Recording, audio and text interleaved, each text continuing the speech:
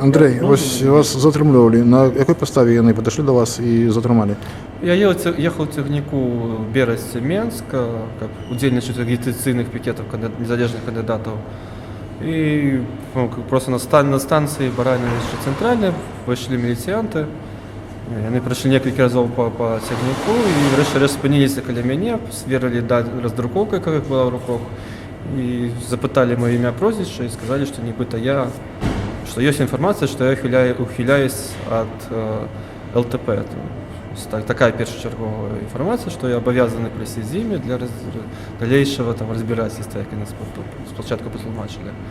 Меня садили с Терника и посадили в милицейскую машину и доставили на опорный пункт при станции Барановичи-Полесские, что-то не там 5 километров от той станции, где меня садили.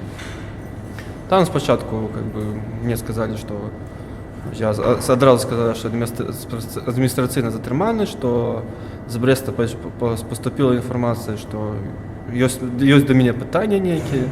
Ну и 1,5 години я сидел, просто чекал, коли ці питання дойдуть до їх.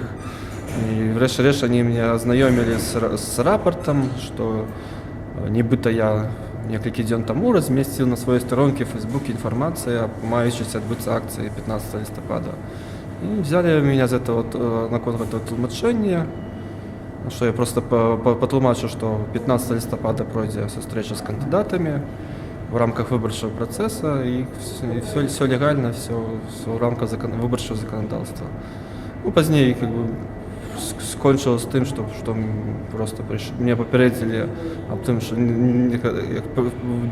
хотели официально попередили о том, что коли будут правопорушения в рамках порушения артикла 2034 о массовых мероприятиях, то я буду притягнут от административной отказности. И позднее меня просто дочекались час, не зрозуміло якого, и просто вызвали с посторонку. То бок ви за їх діяння будете писати скаргу, оскаржувати все, що не робили? Что кажется, что там наши идеи милиции нема сенсу писать скарги, але буде радитися з юристами і зрозуміло, що буде писатися скарги.